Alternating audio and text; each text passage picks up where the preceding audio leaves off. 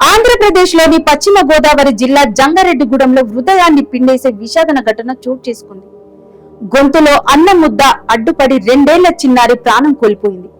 వివరాల్లోకి వెళ్తే తండ్రి ఆంజనేయులు తన కన్న బిడ్డకు ముద్దపప్పు అన్నం కలిపి ప్రేమతో తినిపిస్తున్నాడు. అంతే, అన్నం తినే క్రమంలో అకస్మాత్తుగా అన్నం ముద్ద చిన్నారి గొంతులో అడ్డుపడింది. ఊపిరాడక తల్లడిల్లుతూ చిన్నారి కళ్ల ముందే నీరసించి సృహ కోల్పోయింది. ఏం చెయ్యాలో తెలియలేక తండ్రి గుండె పగిలిపోయేలా పరుగులు తీశాడు. తన బిడ్డను ఒడిలో పెట్టుకొని జంగారెడ్డిగూడెం ఏరియా ఆసుపత్రికి తరలించాడు. కానీ అప్పటికే ఆ చిన్న ప్రాణం ఈ లోకాన్ని విడిచిపోయిందని వైద్యులు చెప్పారు. ఈ వార్త విన్న తల్లిదండ్రులు కన్నీరుతో కుప్పకూలిపోయారు. ఇల్లంతా శోక సముద్రంగా మారింది. పిల్లాడి ఏడుపు శబ్దం నిన్నటిదాకా వినిపించిన ఆ ఇల్లు ఇప్పుడు ఒకేసారి మౌనంతో నిండిపోయింది. ఈ ఘటన చిన్న పిల్లలకు ఆహారం తినిపించే సమయంలో ఎంతో జాగ్రత్త అవసరమని మరోసారి గుర్తు చేసింది.